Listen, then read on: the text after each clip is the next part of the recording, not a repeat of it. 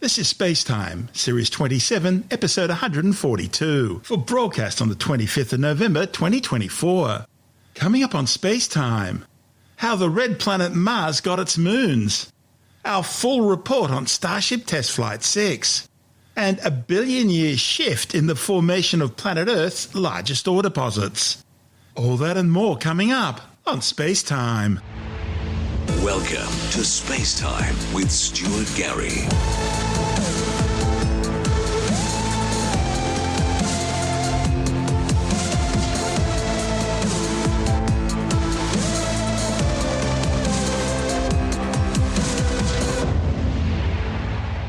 A new study suggests that Mars got its two moons, Phobos and Deimos, after a passing asteroid was ripped apart by the red planet's gravity. The findings, reported in the journal Icarus, are based on new supercomputer simulations by NASA. Besides the Earth's moon, Phobos and Deimos are the only moons in our solar system that orbit a terrestrial planet. Previous hypotheses have suggested that the two tiny moons were either captured main-belt asteroids or the result of a major asteroid impact on the Martian surface, possibly on the planet's northern hemisphere lowlands. That latter explanation better accounts for the paths the moons travel today, in near circular orbits that closely align with the Martian equator. The problem is, a giant impact usually ejects material into a disk that mostly stays close to the planet, and the Martian moons, especially Deimos, are orbiting quite a bit further out from the planet, and so probably formed at their current distance. The new study, using a series of supercomputer simulations, suggests another option: the destruction of an asteroid that ventured too close to Mars, pushing through its Roche limit, where gravitational tidal disruptions tore the asteroid apart. The new modelling shows the resulting rocky fragments from the asteroid's destruction would have been strewn into a variety of orbits around Mars. Now, more than half those fragments would have escaped the Mars system completely, but others would have stayed in orbit. Tugged by the gravity of both Mars and the Sun, some of these remaining pieces would have collided with one another, and every encounter would have further ground them down, turning them into even more debris. Many collisions later, smaller chunks from the former asteroid would have settled into a debris disk circling the planet like a ring. And over time, some of this material would eventually have coalesced, accreting to ultimately form Phobos and Deimos. To assess whether this was a realistic chain of events, the authors explored hundreds of different close encounter simulations, varying the asteroid's size, spin, speed, and distance at its closest approach to the red planet. Now, in many of these scenarios, enough asteroid fragments survived and collided in orbit to serve as the raw material to form the two moons. The study's lead author, J.K. Kagaris from NASA's Ames Research Center in California's Silicon Valley, says this new model makes different predictions about the two moons' properties, and these can be tested against standard ideas for this key event in Martian history. The new hypothesis also allows for a more efficient distribution of moon-making material to the outer regions of the debris disk. And that means a much smaller parent asteroid could still deliver enough material to send the moon's building blocks to the right place. Testing different ideas about the formation of the two Martian moons is the primary goal of the upcoming Martian Moons Exploration, or MMX, sample return mission, which will be led by JAXA, the Japanese Aerospace Exploration Agency. The spacecraft will survey both Deimos and Phobos before eventually collecting samples from the surface of Phobos to bring back to Earth for study. A NASA instrument aboard the spacecraft called MEGAIN, short for Mars Moon Exploration with Gamma Rays and Neutrons, will identify the chemical elements Phobos is made of and help select sites for the sample collection. And some of these samples will be collected by a pneumatic sampler also provided by NASA as a technology demonstration contribution to the mission. Understanding what the Martian moons are made of is one clue which could distinguish between the moons having an asteroid origin or a planet plus impactor origin. This is SpaceTime.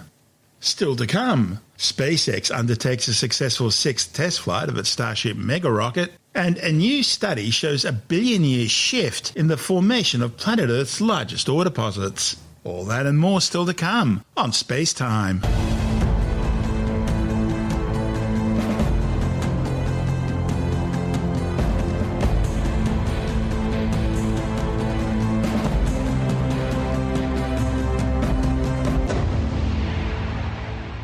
SpaceX has undertaken a successful sixth test flight of its Starship Mega rocket, with United States President-elect Donald Trump joining SpaceX boss Elon Musk to witness the spectacular launch firsthand. Flight directors go for launch. All right, we're now T-minus 20 seconds until liftoff of Starship Flight 6. 9, 8, 7, 6, 5, 4, 3, 2, 1.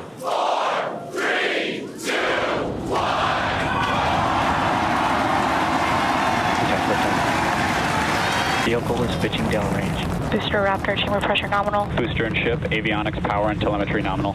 Vehicle All right, we're just a little over a minute maximum into flight. dynamic pressure. We're about 6 miles away, so all the sound's still hitting us here. Hearing good call-outs that power, telemetry nominal, that's flying straight and true. We do see all 33 Raptor engines lit up on telemetry screens. At this point, we've passed through that point of maximum aerodynamic pressure, that max Q. Now, coming up in just a little over a minute from now is going to be hot staging. So we're going to see the 6 engines on the ship ignite while still attached to the booster. Just before that, we'll see all but 3 center engines on the booster shut down. In what we call MECO, it's most engines cut off instead of main engine. A lot of our flight controllers looking at all the systems around the tower. Again, we have to send a manual command. We heard the tower is go for catch. Booster engine cut off. The return flag is set for true. Ship engine startup. Stage separation. All right, hot staging confirmed. Booster 6 out of 6 boost back lit on the ship. Booster boost back going. We heard that we are go for catch. Kate, Jesse, take good the views. Hopefully I got a booster coming home real soon. Right now it is performing the Ship boost chamber back pressure burn. nominal. Good news there, telling us that the pressures inside the ship are good. That is the second stage, or the upper portion of the vehicle. Yeah, booster is currently, Super Heavy is currently in its boost back burn. This boost back burn, Avionics, power, and telemetry nominal. this boost back burn lasts just a little bit over a minute. However, a loss of communication with the launch tower computer at the Boca Chica Starbase in Texas meant they were prevented from seeing a repeat of the previous test's spectacular Super Heavy booster returning to the launch pad and being captured by the launch tower's chopstick arms. So instead, the first stage was instructed to undertake a vertical landing at sea, splashing down in the Gulf of Mexico. But all other aspects of the flight appeared to go according to plan, with the hot staging separation of the upper Starship orbital section from the booster section performing nominally.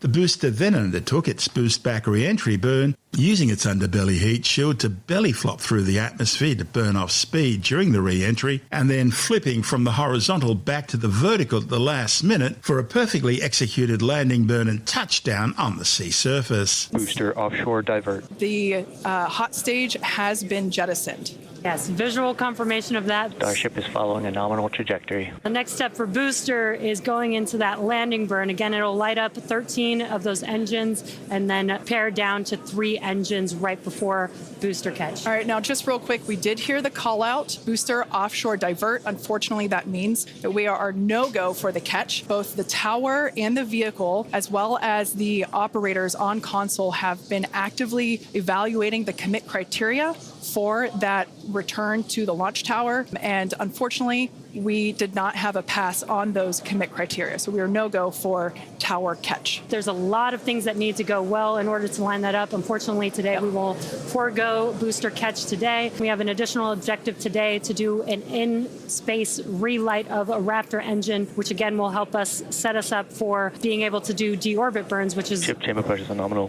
which is important for orbital flights. Yeah, once again, we are attempting an offshore landing of the Super Heavy booster off the Gulf Coast of Texas. Those grid fins, there are 4 hypersonic grid fins. Oh, we can see that the landing burn has begun on the Super Heavy booster. Same pattern, 13 engines will light, gone down to 3 just as we expected. Splashdown of Super Heavy. So we'd like to confirm a water landing once again for the Super Heavy booster. Meanwhile, the Starship upper stage continued to climb to orbit, cruising halfway around the planet before re-entering the atmosphere above the Indian Ocean off the Western Australian coastline. The test included reigniting one of Starship's Raptor engines for the first time in space. It's going to attempt to do an in-space burn. We're going to light one of those Raptor engines, the sea level ones in the middle, just to help demonstrate that we can relight in that microgravity environment. Really critical for deorbit burns as we start to do some orbital missions in the not too distant future. And then following that, we'll see a ship entry, maybe a splashdown. As you guys said, we're really going to be pushing ship on this one. We're pretty much intentionally putting it in places where we expect it might not do so great, and all that's to try and help us learn, see if we were a little too conservative, and then maybe that opens up more capability for when we start catching them. The next milestone is Starship is in terminal guidance. Starship terminal guidance, referring to the upper stage. At about 8 minutes 35 seconds or so, we have ship engine cutoff, which will be the cutoff of the Raptor engines. Ship engine cutoff. And there we just heard call out for SECO, ship engine cutoff. Everything continuing to look awesome. Ship FTS is saved. Nominal orbit insertion. There's that call out we were waiting for. Confirmation of good orbital insertion for ship today. Ship nominal orbit, so it's on its way around the planet. And trialling new heat shield materials. As a reminder, one of the main goals of today's flight test is for the ship to make it through the extreme heat of reentry and to do so in a controlled manner. Now, reentry is typically a portion of flight where we don't have communication capability with the spacecraft because it's re-entering at or around orbital velocity, which is roughly 8 kilometers per second or about 5 miles per second. Now, at those speeds, pretty fast. The spacecraft is moving through the atmosphere rather quickly, and that results in friction, and this creates a plasma field around the vehicle. That blanket of plasma distorts communication frequencies, so it's not uncommon to experience brief blackouts in communication. Other thermal protection experiments saw some areas stripped of their heat tiles to see whether catch mechanisms could be positioned there on future flights. The receding tile line, where we have removed a number of heat shield tiles in order to test out and push the envelope on the ship and demonstrate what its capabilities are. We are really pushing the ship today. The heat shield is not in the same configuration as it was last flight, where we had a team of ship techs do just an otherworldly task, replacing the entire heat shield.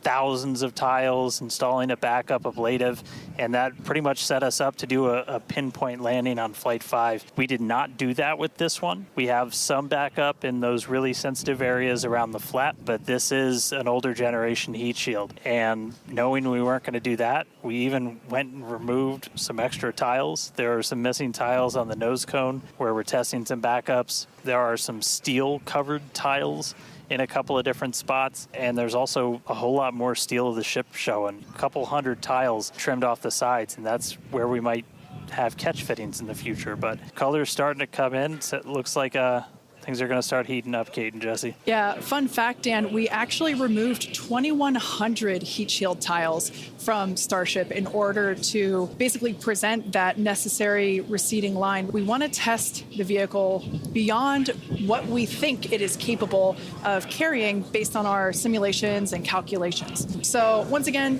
don't be surprised if we see some wackadoodle stuff happen here. We won't be.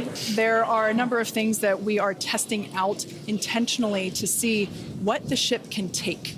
Yeah, exactly. And knowing what those limits are will really help us design the vehicle of the future. Essentially, removing those tiles helps us remove a lot of weight from the vehicle, a lot of things that might potentially need refurbishment in the future. And the goal is to come up with a heat shield pattern or design that we don't have to refurbish. We can just continue to use it over and over again. And that's why we're changing some of those tiles and moving stuff around, removing a lot of those tiles, as Kate has been mentioning. Exactly. And, looking forward to the Starship capability of the future, we want to be able to catch Starship like we do with boosters. And so the next flight, we want to better understand where we can install catch hardware, not necessarily to actually do the catch, but to see how that hardware holds up in those spots. And today's flight will help inform, does the stainless steel hold up like we think it may based on experiments that we conducted on Flight 5? And Starship was also programmed to test a new, more aggressive descent strategy before flipping vertically for the landing. Starship is at 85 kilometers. Flaps now have control of the vehicle. The ship is beginning to re-enter the Earth's atmosphere. Starship is approaching the peak heating phase of entry.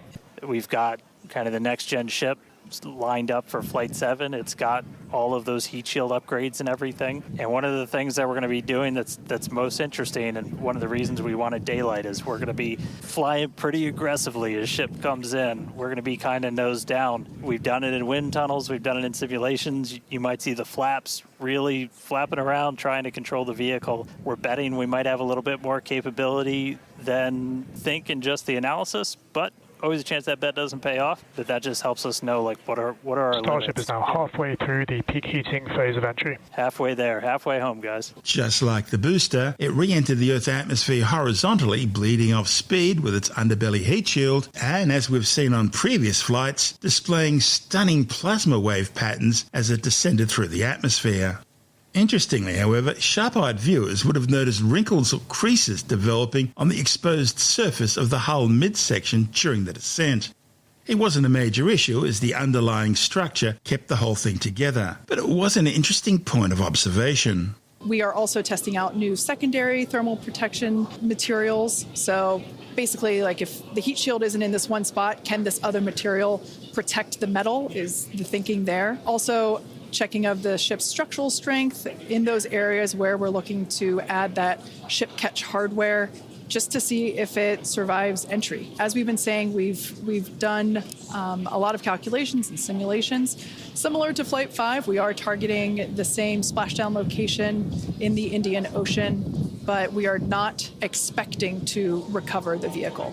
The flaps so far are looking pretty good. We're not seeing any burn through. Once we're subsonic, essentially, so I think that's about 1,200 kilometers an hour. Once we're down below that, that's when we're going to kind of dip our nose down and get that more aggressive angle of attack. Normally, we're just belly flop right into the water, pretty much, that position. But if we're going to be able to do return to launch sites, we're going to want to be able to fly with a little bit more of an angle of attack, get you a little bit more range as you're coming through. And so this will be just a test to see quite how far can we push it. And obviously we're going to do these kind of tests way out here in super remote areas before you ever try to bring a ship back to a place like Starbase. Starship remains on a good entry trajectory. External temperatures are coming down. That tells us that we are through the phase of peak heating. So we are expecting these temperatures to continue to come down. Once again, we are targeting a soft splashdown in the Indian Ocean off the northwest coast of Australia. And as we get down a little bit lower, the Raptor engines are in their chill phase right now, so just essentially getting them primed to turn on. We're going to use those 3 center engines to do a landing flip and then a landing burn. So we'll come down kind of in that slightly pointed down belly flop and then fire off those engines to flip us around and then do that final landing burn. Starship has passed maximum entry dynamic pressure. Do have some heating there on that looks like one of the forward flaps on Starship. This is to be expected. We knew that the vehicle would perform differently than what we had seen on Flight 5. It looks like that heating is starting to cool off there. Yeah, it's a little burn through.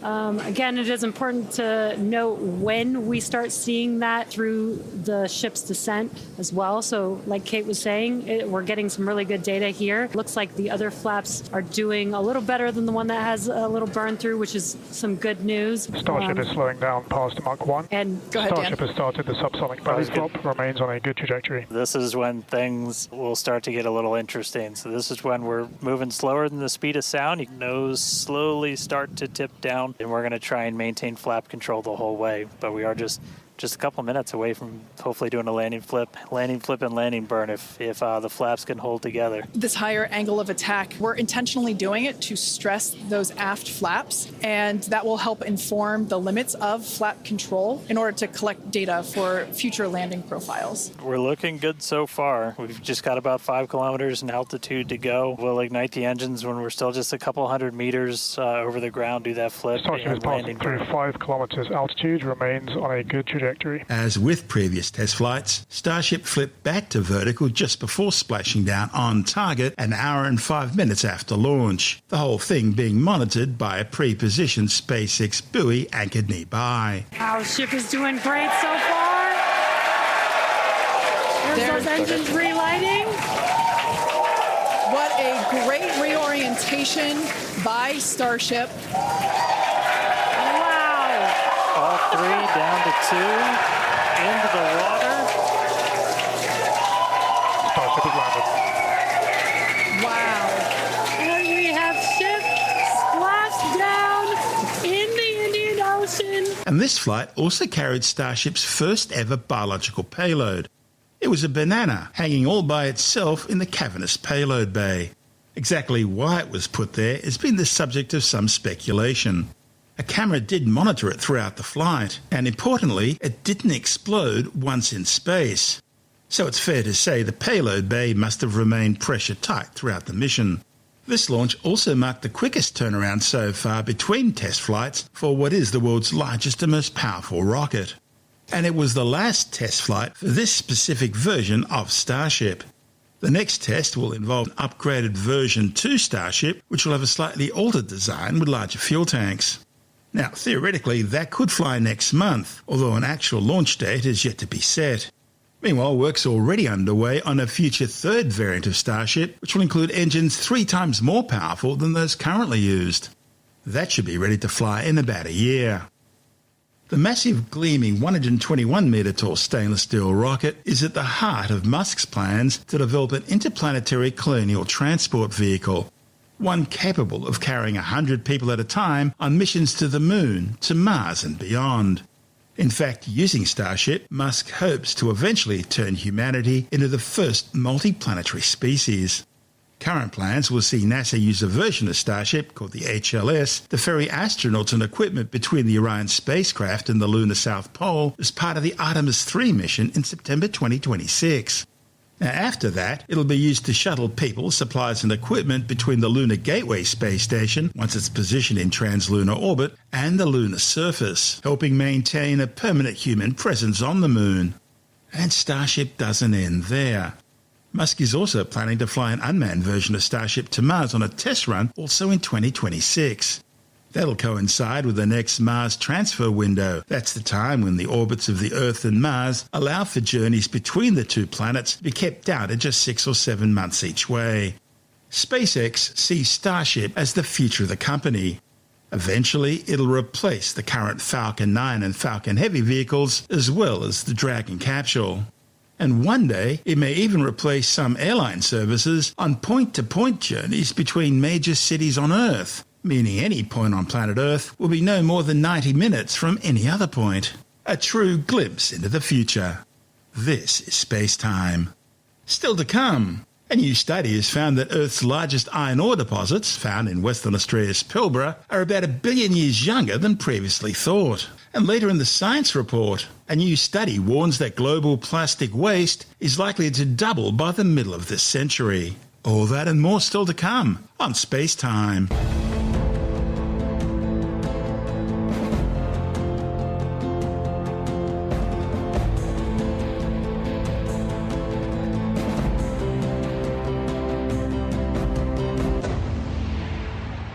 A new study has found that planet Earth's largest iron ore deposits, which are found in the Western Australian Pilbara region, are about 1 billion years younger than what was previously thought. The latest data places the massive deposits at between 1.1 and 1.4 billion years of age, far less than the 2.2 billion years previously estimated. The findings are important because they help establish a new picture of planet Earth's geological history at a time when plate tectonic upheavals saw ancient supercontinents begin to break up and subduct while new ones began forming.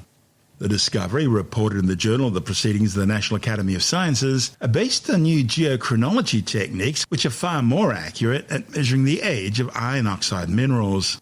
The new research is able to precisely date minerals from banded iron formations, which are ancient underwater layers of iron-rich rock, and which provide a significant insight into Earth's deep geological past. The study's lead author, Liam Courtney Davis from Curtin University and the University of Colorado Boulder, says the energy from this epic geological activity likely triggered the production of billions of tons of iron-rich rock across the Pilbara.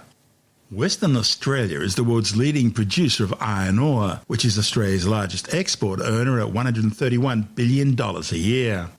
Until now, the exact timeline of these formations changing from 30% iron, as they originally were, to more than 60% iron as they are today was unclear, and that hindered science's understanding of the processes that led to the formation of these huge reserves. But the discovery of a link between these giant iron ore deposits and changes in supercontinent cycles enhances science's understanding of ancient geological processes and improves geologists' ability to predict exactly where they should be exploring in the future. By using an emerging technique to date iron oxide minerals through uranium and lead isotope analysis within the mineral grains, the authors were able to directly date all the major banded iron formation deposits in the Hamersley province. Courtney Davis says the findings showed that these deposits formed in conjunction with major tectonic events which changed planet Earth completely, highlighting the dynamic nature of the planet's history and the complexity of iron ore mineralization. So we've been looking into redefining what is the age of the mineralization within the banded iron formations in the Pilbara.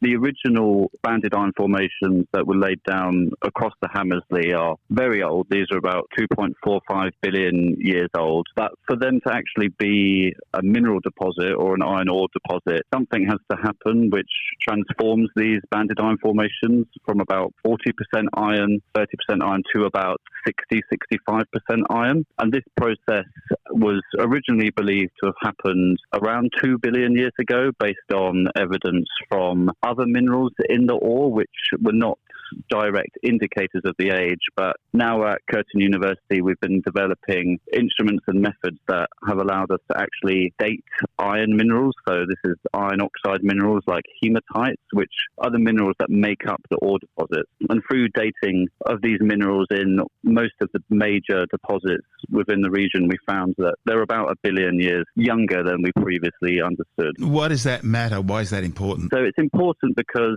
if we want to be able to actually understand where mineral deposits are sitting within the crust, and this isn't just for iron ore, this is for all commodities like gold or lithium, we need to have a really good grasp on how these ore deposits formed. So what was the tectonic setting? What were the drivers for mineralization? What were the processes? So once we can actually define how your deposit forms, that gives miners and explorers a blueprint of how they might be able to better adapt exploration to search for more of these deposits, because a lot of these deposits are dwindling in grade, especially in the Pilbara, and we need to really be looking for bigger, better deposits. When I think of iron, I think of something condensing out of a protoplanetary nebula and then forming, the core of a planet around a nascent star. I then think of something that's upwelled from deep within the Earth in the form of basalt in a craton or something, and basically sitting in the lithosphere. There's a third way iron ore can form, and that is it's excreted by some microorganisms in the sea. Yeah, so in simplest terms, back in the day, before there was a lot of oxygen in the atmosphere, the oceans were very iron-rich, and a lot of that iron would have come from hydrothermal vents in the ocean. So we had a really iron-rich ocean. Then we had a period called the Great Oxidation Event, which is where bacteria started reacting, creating oxygen, which reacted with iron, and that iron then settled on sea floors to create bands of iron. These would have been layers of cherty silica-rich rocks and then layers of more iron-rich rocks that were forming. And this is what we see in Karijini National Park today, these nice layered, interlayered rocks of silica to iron-rich material. So those rocks are the host of what is being mined, but those rocks aren't iron-rich enough to actually be mined. So there's a later process which happens which upgrades the banded iron formations to be a lot more iron-rich. And this is a hydrothermal process which will basically leach out all that silica and introduce more iron and basically concentrate iron within certain areas of the Pilbara. This is different from the vast oceans of iron coming through great magma flows. Yeah, completely different, because they would be igneous deposits. You do get, in places like Kiruna in Sweden, you do get magmatic rocks, which are very iron-rich, which are mines. Those are called iron oxide apatite deposits. But these are sedimentary deposits, which are then silicified and then transformed to be more iron-rich. So, yeah, nothing to do with mantle upwelling or igneous magmatic activity. You used a new geochronology process in order to determine the age of these rocks. So there's a instrument called a laser ablation inductively coupled plasma mass spectrometer, and with this instrument you can put in small polished pieces of rock into the sample's chamber. This will then shoot a laser beam down onto the sample material, and in our case that laser beam is about 50 microns in diameter. That will ablate a little top section of that mineral, so in our case hematite. It will transport the ablated material to the mass spectrometer, and that mass spec will then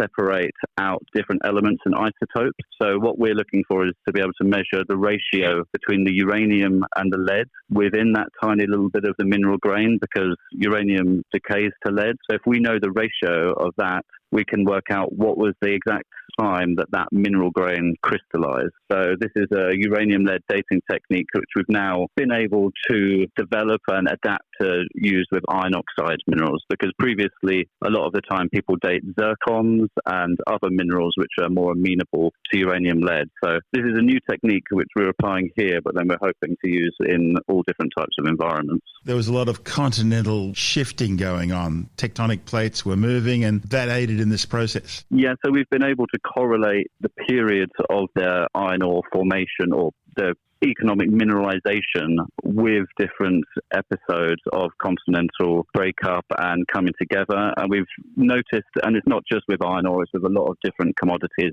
In Western Australia, there seems to be a time period around 1.3 billion years ago when different parts of Australia were amalgamating into more like the continent that we see today. And it's this tectonic force or drivers that provide the energy and hydrothermal fluid that we need to actually transform the banded iron formations from just rock into ore. We talk about banded iron formations. What are they? So these are sedimentary deposits, and they have a distinctive rhythmic banding of reddish iron and paler silica. And these elements were alternately laid down on the seafloor seasonally during the Great Oxidation event, when oxygen was reacting with iron in the oceans, then allowing it to settle out as iron oxide minerals on the ocean floor. These rocks are in the Pilbara, about 2.45 billion years old, and they're an archive between Earth's continents, oceans and atmosphere through time, and they're the rocks which we now mine for iron once they've been upgraded. If they're younger, what does that mean, other than the fact they were laid down more recently? Well, if the iron in the rock is younger than the actual timing that it was laid down, it means that there was some kind of event which concentrated iron within these rocks to an economic level, which made it viable for the big exploration companies to go out there and mine. And that's where the plate tectonic movements come in? Yeah. Where does this take us? For us, something interesting would be to be able to further correlate this with banded iron formations across the world, because they're not just in Western Australia. There's huge deposits of these formations in South Africa, Brazil, Lake Superior region in North America, Ukraine, and China. So we really want to be able to understand when all these deposits were turning into the iron ore that we see today. And there's lots of different connections. Like, so the banded iron formations in the Pilbara and South Africa are the same age. They were laid down at the same time when these two countries were joined together as continents. So we want to be able to work out when iron ore was forming across the world, not just within the Pilbara. That's Liam Courtney Davis from Curtin University and the University of Colorado Boulder. This is SpaceTime.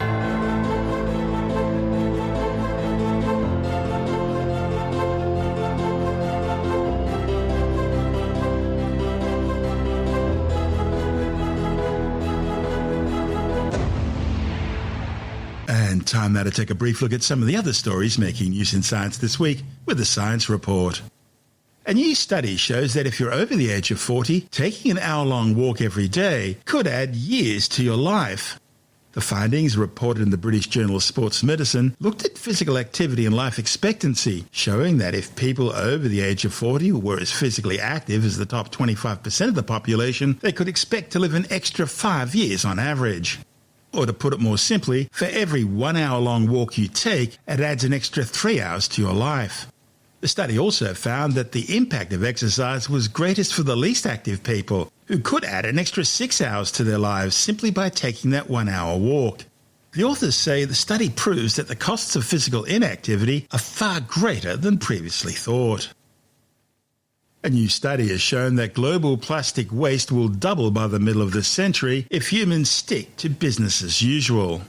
However, researchers also found that a mix of policies could slash plastic waste by up to 90%. The study, reported in the journal Science, also found that greenhouse gas emissions from plastic production and waste management are set to grow by at least 37% over the same period. However, an intelligent mix of policies could slash plastic waste by up to 90%. To reach their conclusions, the authors simulated 8 interventions currently being considered by the United Nations Plastic Pollutions Treaty, finding that implementing just 4 could reduce mismanaged plastic waste by roughly 91% and plastic-related emissions by a third. A new study has found that switching to a vegan diet could lower your food costs by 19%. On the other hand, switching to a Mediterranean diet is unlikely to have any impact on the cost of your groceries. The study, reported in the Journal of the American Medical Association, compared 30 people who started a vegan diet and 30 people who started a Mediterranean diet. And they estimated their food costs based on several 3-day records of what the participants ate during the study.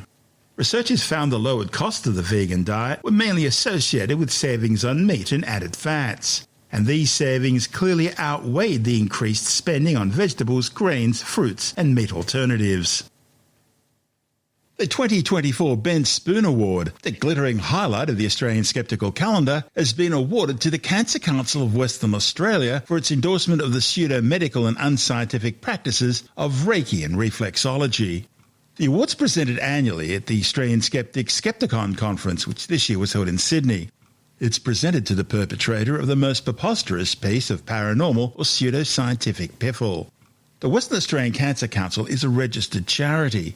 It has the stated purpose of working with the community to reduce the incidence and the impact of cancer based on the most solid foundations of evidence available. However, the Western Australian Cancer Council says that complementary therapies such as massage, beauty treatments and Reiki, used in conjunction with conventional medical treatments, are increasingly considered an important part of supportive care, which helps people address a wide range of challenges beyond medical treatment or cancer. The inclusion of Reiki, which is a system in which the practitioner passes their hands through the air over a patient, often without touching them, supposedly helps balance their energy flows. And that's especially concerning for an organisation like the Cancer Council, which is designed to help people during and after their diagnosis for cancer and subsequent evidence-based treatments. Tim Mendham, Executive Officer for Australian Skeptics, says for an organisation like the Western Australian Cancer Council to endorse and add its imprimatur to pseudoscientific practices in the name of well-being is disappointing, especially when some elements of the industry, such as the International Centre for Reiki Training, wrongly claim that Reiki can actually cure cancer. Mendham says opening the door to pseudo and unscientific medical treatments in the name of well-being is simply not acceptable. Reiki and reflexology were both recently included in the list of therapies no longer covered by the NDIS. Runners-up for this year's Bent Spoon included Ellie McPherson for her own treatment for cancer, and especially her medical consultant Simone Lubshire, the latter claiming a string of spurious medical qualifications. A dishonourable mention went to Channel 7 News for endorsing astrology, weather control and unsubstantiated autism treatments. The Western Australian Cancer Council now joins an illustrious rogues gallery of past Ben Spoon winners, including Walkley Award-winning journalist and UFO proponent Ross Coulthard, former celebrity chef Pete Evans, who's actually won the award twice, the Australian Vaccination Network, which opposes vaccinations, a psychic dentist, and both the broadcasting networks ABC and SBS. My, how the once great have fallen. This is Space Time.